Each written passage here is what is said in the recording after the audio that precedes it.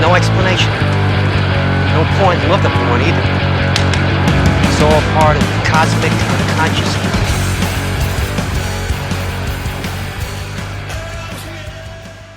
Yeah, cool. Hey, I'm Niam from Dental Plan. We're a indie punk, hard rock, grunge band out of Melbourne, Australia, and yeah, we just released our debut album, Raw Nerve.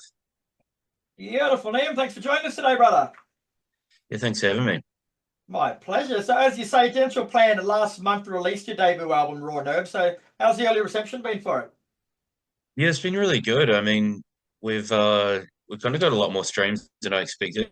Um, and yeah, people seem to have been digging it. Like it's sort of done what it's needed to do, which I think is kind of get the word about the band out there because yeah, we've been banned for a while, and it's our first record, so yeah, it's been good. Like yeah, a long time coming, but yeah, I think people are responding, and I'm just looking forward to kind of getting out and playing some shows to support it. Really.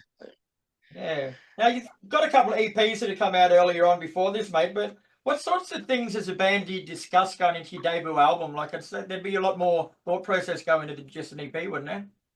Yeah, well, the first thing we put out was essentially a demo that we said was an EP, and that was like I think we recorded that even before we played the show. The second one was just like yeah, a couple of tracks, and then yeah, the album was sort of more of a full band thing. Like we had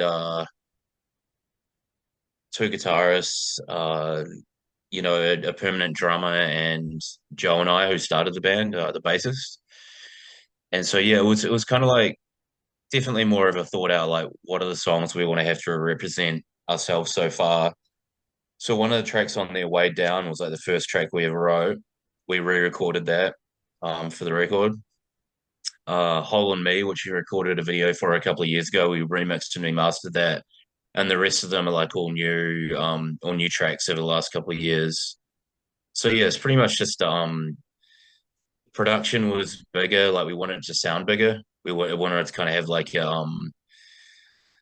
everything to be there's more guitar tracks on the album. Like I've done a bunch of additional guitar tracks and yeah, to just make it fuller and bigger and just kind of yeah, more of an album, I guess. Like there's more pressure, I suppose. Yeah. Now, you've been quoted as saying that this album is a representation of the life of the band so far. So, can you elaborate on that a bit for us?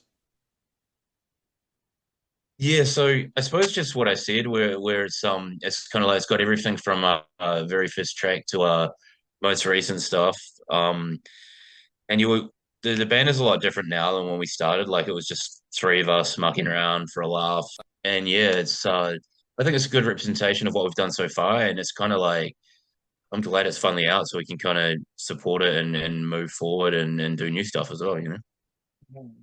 Now, you mentioned this before, bro, but you've covered a wide variety of genres on Raw Nerve. You've got everything from punk to rock to grungy stuff in there. So, how do you find the balance between those genres in the writing process? And like, how do you know when you've gone too far with one, maybe, or not enough with another?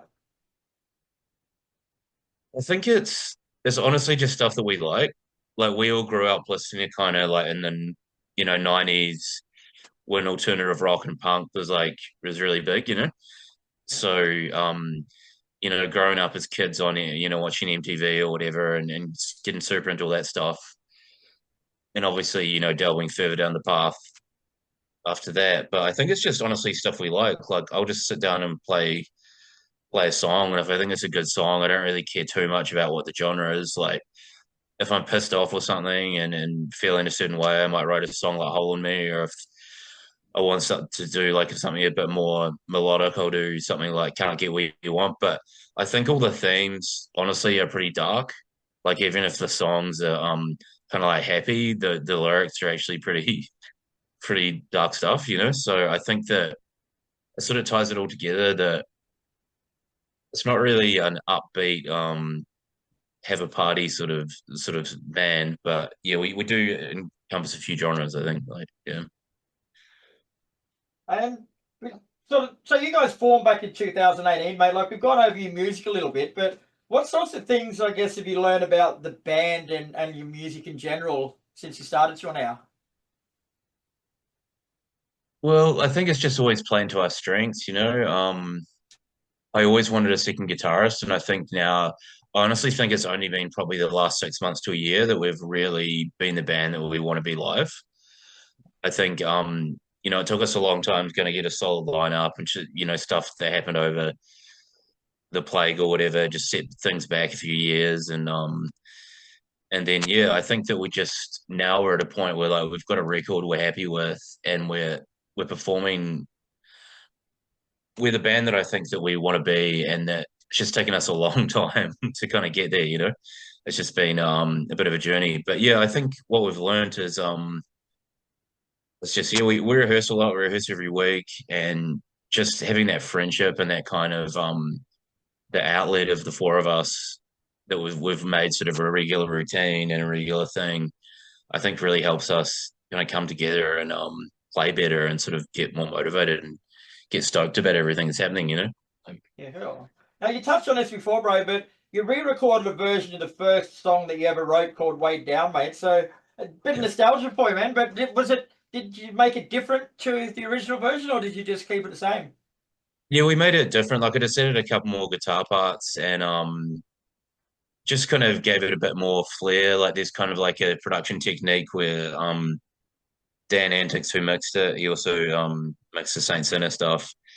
He kind of flipped just a few little sounds, and he kind of flipped like the riff to go backwards, so it sort of kicks in before it goes into the chorus. Just like little production techniques and vocal and guitar stuff. Yeah, just made it a lot bigger sounding. Like I listened to the old one, and it's essentially sort of a demo, and the new one's definitely a fleshed out song. And I guess the reason we included it is because we play it every show, and it's one of our most well known songs. So we're like, we may as well, we're going to probably always play the song. We may as well put it on a record. Like, yeah, fair call. Now, it wouldn't be an album release, bro, without some shows. So tell us what you got coming up to promote it. yeah, so Saturday, August 31st, we're releasing it in Melbourne at the Old Bar. We've got a really cool grunge rock band called Snub supporting, and a couple of hardcore punk bands, Krull and Side Splitter. So yes, Old Bar, 31st of August, last day of winter, hopefully for Melbourne. And then we're going to head up to Queensland, New South Wales, Adelaide, and all that stuff later in the year. I've just got to finalize those dates, and yeah, we want to do a proper sort of run, for the album. Very cool. All right, brother. Well, thanks for your time, Niam. It's been a pleasure speaking with you, mate. The debut album from Dental Plan called Raw Nerve is out now, and she's got a bit of everything in there, like you say, bro. I had a listen before the interview, and she's some quality stuff, mate. Well done. Yeah, thanks. Appreciate it, Kris. And yeah, thanks for all your help. Bloody legend.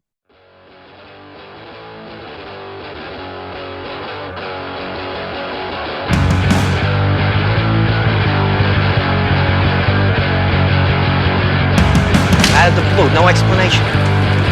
No point looking for one either. It's all part of cosmic consciousness.